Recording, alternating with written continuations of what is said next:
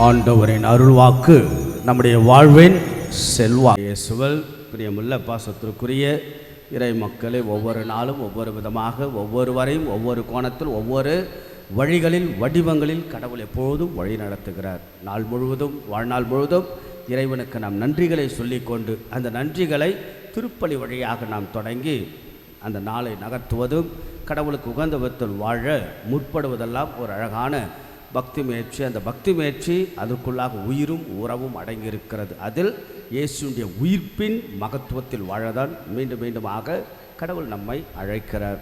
அன்புக்குரியவர்களே, 40 வயதில் தன்னுடைய 40வது வயதில் ஆங்கிலிக்கன் சபையை விட்டுவிட்டு கத்தோலிக்க திரு அவைக்கு வந்தவர்தான் கர்தினால் நியூமன் என்பவர். மிக புகழ்பெற்ற ஒரு இறையலார், கல்வியாளர், அறிவாளர்.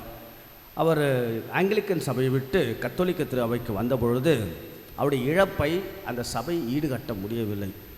அந்த சபையை சேர்ந்த ஒரு சிலர் அவரிடம் வருகை தந்து, உங்களுக்கு என்ன வேணாலும் நாங்கள் தருகின்றோம், எங்கள் ஆங்கிலிக்கன் சபையில் நீங்கள் விரும்பியதெல்லாம் நாங்கள் தருகின்றோம், மீண்டுமாக ஆங்கிலிக்கன் சபைக்கே வந்துவிடுங்கள் என்று அவர்கள் அழைத்த பொழுது கர்தினால் நியூமன் சொன்ன வார்த்தை, நீங்கள் எதை வேணாலும் எனக்கு தரலாம், ஆனால் கத்தோலிக்க திரு அவை தரக்கூடிய 2ஐ உங்களால் தர முடியுமா?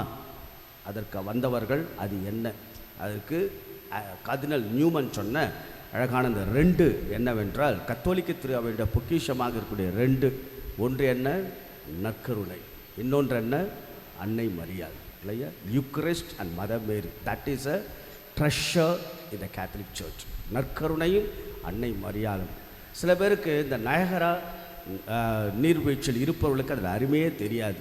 அதுபோல் நம்முடைய கத்தோலிக்க திருவாவில் இருக்கக்கூடிய அத்தனை பேருக்கும் இயேசுவின் இந்த நற்கருணை மகத்துவம் தெரியுமா? தெரியாது. அதை தான் இந்த நாட்களில் நாம் வாசித்து கொண்டே இருக்கிறோம். இன்றைக்கி பார்த்தோம்னா இந்த இயேசு ஆண்டவருடைய இந்த நற்கருணை பற்றி அவ்வளவு அழகாக யோவான் நற்செய்தி 6ஆம் அதிகாரம் 35வது வார்த்தை, வாழ்வு தருகின்ற உணவு நானே, என்னிடம் வருபவருக்கு பசி இராது, என்னிடம் நம்பிக்கை கொள்பவருக்கு தாகமும் இராது. இவ்வளோ அழகானதாக இயேசு நற்கருணையில் இன்றைக்கும் பிரசன்னமாக இருக்கிறார். அன்னை மரியாள் பல இடங்களில் காட்சி கொடுத்தார்கள். அதில் ஒரு காட்சி மெக்கார்ச் என்கின்ற காட்சி கொடுக்கிறது. அது மாதா பயன்படுத்திய வார்த்தை என்னவென்றால், நற்கருணையின் அருளையும் கொடையும் நாம் உணர்ந்து கொண்டால் திருப்பலிக்கு 1 மணி நேரம் முன்னதாகவே வந்து நாம் தயார் செய்வோம். அந்த நற்கருணை தான் உங்கள் வாழ்வின் வாழ்வாக மாறட்டும் என்று அன்னை மரியாளுடைய பயன்படுத்திய காட்சியில் சொல்லப்பட்ட வார்த்தை. ஆக அன்புக்குரிய 16ஆம் பெனடிக்ட் கூட சொல்வார், நற்கருணை இல்லை என்றால், ஜஸ்ட் இமேஜின், நற்கருணை இல்லை என்றால் திருச்சபை வெறும் அருங்காட்சியாக மாறிவிடும்.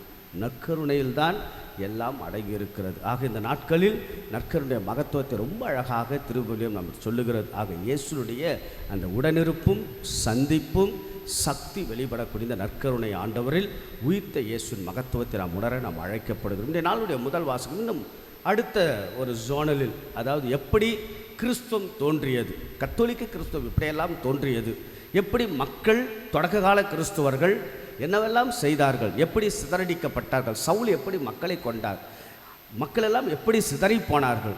இருந்தாலும் சிதறி போன மக்கள், இந்த நாளுடைய முதல் வாசகம் பாருங்கள், மக்கள் சென்ற இடமெல்லாம் நற்செய்தியை அறிவித்தார்கள். wherever they've gone, they proclaimed the gospel of Jesus. எங்கெல்லாம் சென்றார்களோ அங்கெல்லாம் இயேசுவை அறிவித்தார்கள். அண்மையில் நான் அந்தமான் போயிட்டு வந்தேன் இல்லையா, உங்களுக்கும் தெரியும். அந்தமானை பற்றி நான் நிறைய படித்து கொண்டு சிந்தித்து கொண்டு நிறைய விஷயங்கள் எனக்குள்ளாக ஓடிக்கொண்டே இருக்கிறது. அந்தமான் பார்த்திங்கன்னா ஏறக்குறைய நம்ம கத்தோலிக்க அந்த பாயிண்ட் ஆஃப் வியூவில் பார்த்திங்கன்னா அந்த அந்தமான் நிக்கோபார் தீவில் மொத்தம் 17 பங்கு தான் இருக்கிறது. மொத்தம் 17 பங்கு. அதில் ஏறக்குறைய ஒரு 80,000 மக்கள் கத்தோலிக்கர்கள் மட்டுமே வாழக்கூடிய அந்த இடம். அதில் 25 குருக்கள் தான் அங்கே இருக்கிறார்கள். அந்தமான் நிக்கோபாத்தில் 25 மறை மாவட்ட குருக்கள், மற்ற அனைத்து குருக்கள், சபையை சார்ந்த குருக்கள். தொடக்க காலத்தில் எப்படி அங்கே கிறிஸ்துவம் வந்தது என்றெல்லாம் நான் படித்து கொஞ்சம் தெரிந்து கொண்டு இருந்த பொழுது, அதுவும் இன்றைய நாளுடைய நம்ம சிந்தனைக்கு நாம் எடுத்துக்கொள்வோம். தொடக்கத்தில் ஃப்ரெஞ்சு மிஷினரிஸ் எப்படி பாண்டிச்சேரி பல இடங்களுக்கு ஃப்ரெஞ்சு மிஷினரிஸ் வந்தாங்களோ அதுபோல் அந்தமானுக்கு போயிருக்கிறாங்க. ஆனால் எடுபடலை. தேவர் ஃபெயிலியர் இந்த மிஷினரி. செகண்ட், ஜெஷூட்ஸ் போயிருக்கிறாங்க. இயேசு சபை குருக்கள் அந்தமான் நிக்கோபார், அவர்களும் எடுபடலை. பிறகு பிலார் ஃபாதர்ஸ் அவங்க சென்றிருக்கிறாங்க. அப்போ தான் கொஞ்சம் பரவி இருக்கிறது. பிறகு ஜார்க்கண்ட் பகுதியிலிருந்து இறைப்பணியாளர்கள் அங்கே சென்றிருக்கிறாங்க. இப்படியாக அந்த இடத்தில் ஒரு கிறிஸ்துவம் இன்னும் கிறிஸ்துவம் வளர்ந்து கொண்டு ஆண்டவரை பற்றி அறிவிப்பு தேவைப்பட்டு கொண்டே இருக்குது. இது போன்ற பல இடங்கள், அதுபோல் நாம் வாழக்கூடிய இடமும் சரி, நாம் எப்படியெல்லாம் இயேசுவை நாம் அறிவிக்க வேண்டும், நம்முடைய வாழ்வால் அருகாமையில் இருப்பவர்களோடு இப்படியாக இன்றைக்கி முதல் வாசகம் சொன்னது போல எங்கு சென்றாலும் மக்கள் இயேசுவை அறிவித்து கொண்டே இருந்தார்கள். ஆக இயேசுவை அறிவிக்க நாம் அழைக்கப்பட்டு இருக்கிறோம். தொடர்ந்து இயேசுடைய அனுபவத்தில் நாம் வளரும். உயிர்த்த இயேசு நம் எல்லாரையும் ஆசீர்வதித்து எங்கெல்லாம் யாரையெல்லாம் பார்க்கின்றோம் அங்கெல்லாம் இயேசுவை பற்றி பேச ஆரம்பிங்கள், இயேசு ஆண்டவரை பற்றி அறிவிப்பை கொடுங்கள் என்று அன்போடு இந்த சிந்தனையோடு இந்த நாளை நாம் தொடங்கும். இறைவன் நம் ஒவ்வொருவரையும் நிறைவாய் ஆசீர்வதிப்பாராக. ஆமென்.